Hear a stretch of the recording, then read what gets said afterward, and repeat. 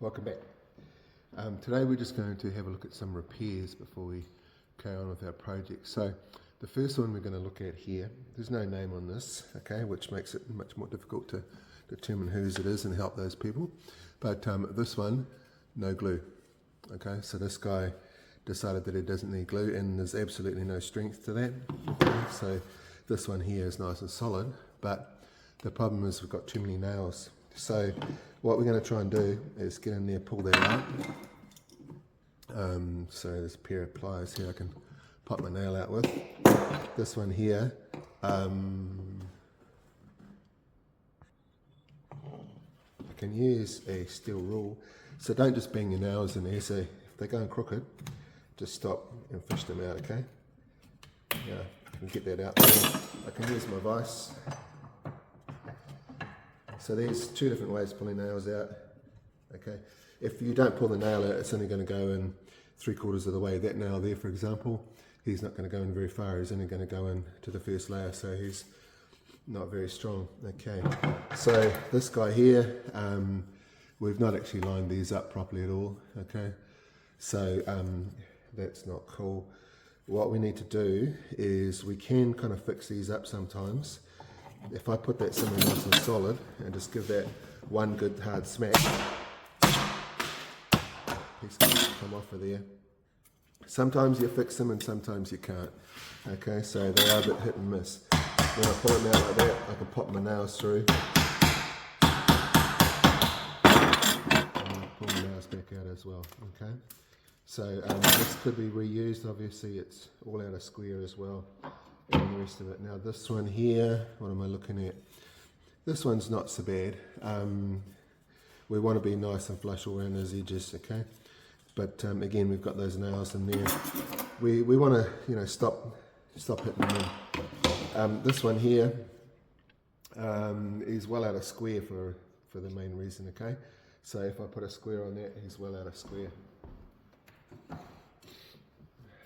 This is all supposed to be square, okay, so we can see at that point how much out of square it is. Okay, so when we make our box with that, it's all going to be out of square. We've only got one nail in here too, but the main reason is both ends of that one are all out of square, so that needs to be pulled apart, and maybe we'll get lucky with this one. So also probably not a lot of glue on this one either, but that's no biggie. What we can do is we can pop the nail out, and we're actually back to where we started from. We can just re-glue that together.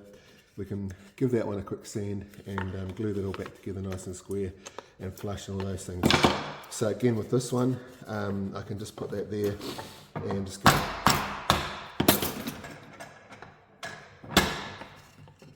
in the vise perhaps, and give it a G, pop it off, okay? So we don't want to go bashing stuff, just a little bit of control force. We can sand all that stuff off and it's ready to go back. The other little repair, the other little repair that we'll do is just on this tape measure. So a lot of young fellas like my tape measures and they go bang, bang, bang. Okay. So what we go zim, bang all day long. The other thing they do is they sit here and it's normally about here, they click, click, okay, and it actually breaks the tape through here, but this tape measure, this all bent, all this end here is all bent, so when we come to use it on the next job, because it's been let go of, it's sitting hit there. So what I'm going to do, that will add about 6mm to my measurements.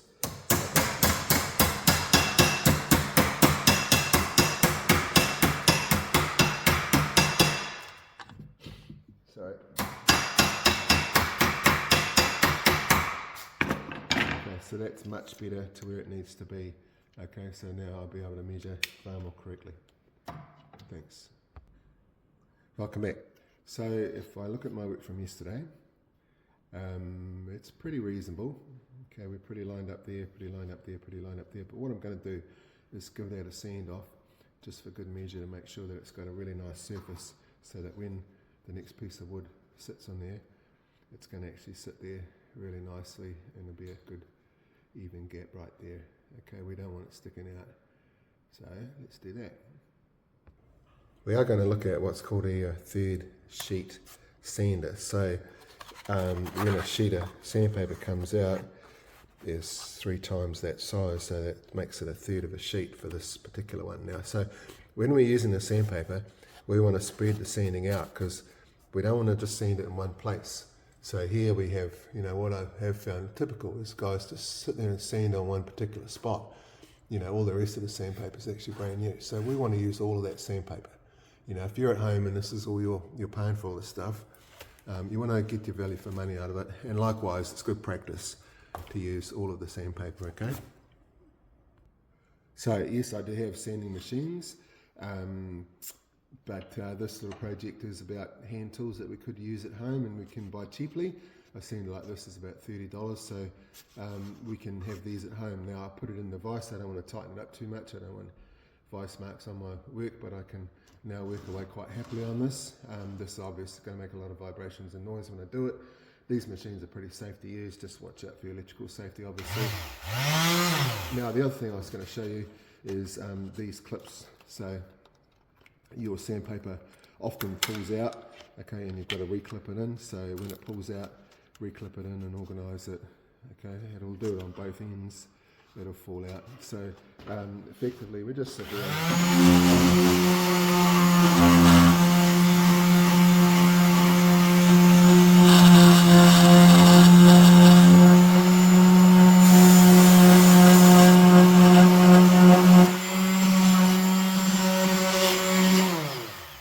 You get different grades of sandpaper. So for what we're doing, we want a fairly coarse grade of sandpaper, so something about 80 or 100 grit, something like that. So that takes away a lot of material. We're not particularly worried about any marks left in the wood at this stage. Some of the marks are actually helpful to let the glue soak into.